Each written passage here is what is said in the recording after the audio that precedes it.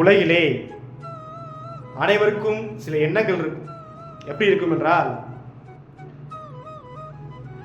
நான் எந்த தவறும் செய்யவே இல்லையே, ஆனால் நான் நினைத்த காரியங்களோ நான் செய்யக்கூடிய விஷயங்களோ எதுவுமே எனக்கு நிறைவேறாமல் இருக்கிறதே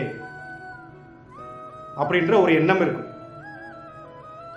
அதே நேரத்தில் பஞ்சமகா பாதங்கள் செய்யக்கூடிய விஷயமாக இருக்கட்டும்,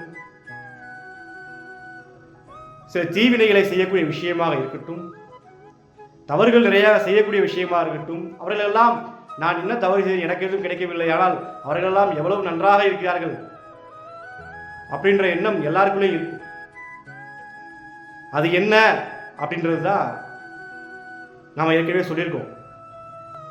அப்போ இந்த இந்த தீவினை தீயது அப்படின்ற ஒரு விஷயம் நம்மளுடைய முந்தைய பிறவியாக இருக்கட்டும், அதுக்கு முந்தைய விஷயமாக இருக்கட்டும், பல யுகங்களுக்கு முன்னால் மிச்சம் மீதி இருக்கக்கூடிய அந்த விஷயங்கள் எல்லாம் சேர்ந்து ஒன்றாக அமைந்தது தான் இந்த கலியுகம் என்பது முன்னாடி நம்ம சொல்லியிருக்கோம். அப்போ இதுக்கப்புறம் எப்படி இருக்கும் அப்படின்னா, நல்லவர்கள் தயாராகுங்கள். நல்லவர்களுக்கு உண்டான வாழ்க்கை என்பதுதான் பிரபஞ்ச ஆற்றலாக செயல்பட இருக்கிறது. தற்போது அதற்குண்டான விஷயங்களை ஆரம்பித்திருக்கிறது.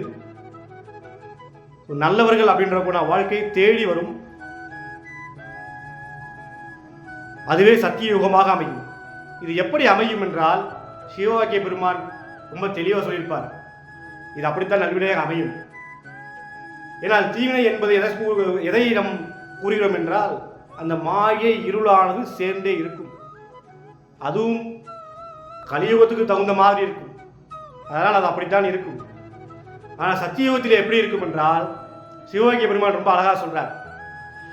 நினைப்பதொன்று கண்டிலே நீயலாது வேறில்லை, நினைப்புமாய் மறப்புமாய் நின்ற மாயை மாய்கையை அனைத்துமாய் அகண்டமாய் அனாதி உன் அனாதியாய் எனக்குள் நீயும் உனக்குள் நானும் இருக்குமாறு எங்கனே அப்படின்னு ரொம்ப அழகா சொல்றார். ரொம்ப அழகா சொல்றார். அப்ப அந்த மாயை இருளானது சத்தியயுகத்திலே சூட்சமத்திலேயே பிரபஞ்ச ஆற்றலிலேயே வேறு ஒரு விகிதாச்சாரத்திலே இருக்கும் என்பதால் நல்லவர்களுக்குண்டான காலம் பொற்காலம் ஆரம்பமாக இருக்கிறது.